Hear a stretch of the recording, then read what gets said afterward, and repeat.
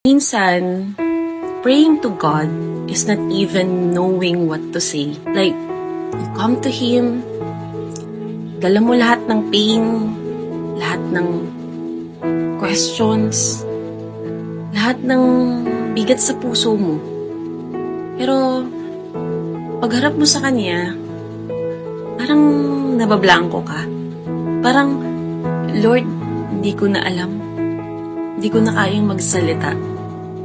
And maybe that's okay. Kasi minsan, prayer is not about the words. Minsan, prayer is the tears, the silence, and just sitting there, sa harap niya. Walang sinasabi pero puspos ng nararamdaman. Have you ever been in that moment? Yung iyak ka ng iyak, pero somehow deep inside, alam mo, naririnig niya lahat ng hindi mo masabi. Na kahit wala kang ma-explain, kahit wala kang magandang prayer, He still knows. Because that's who God is. He's a father who understands his child, even without a single word. Like a father who sees your tears and know exactly what they mean. A father who hears your silence louder than any prayer you could ever speak. And sometimes, that's enough. Sometimes being in His presence, kahit wala kang masabi, kahit ang kaya mo na lang gawin ni umiyak, is already the purest kind of prayer. Kasi to God, it's not about the performance.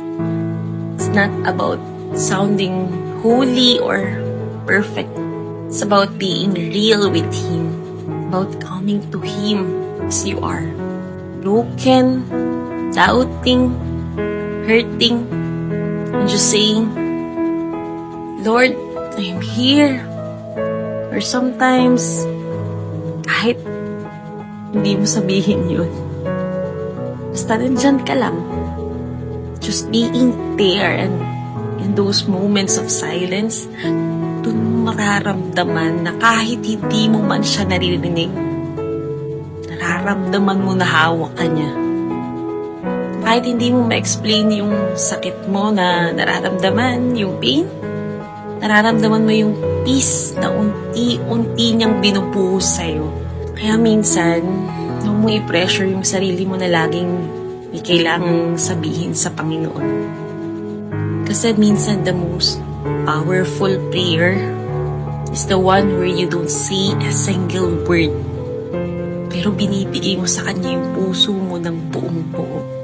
And that's prayer.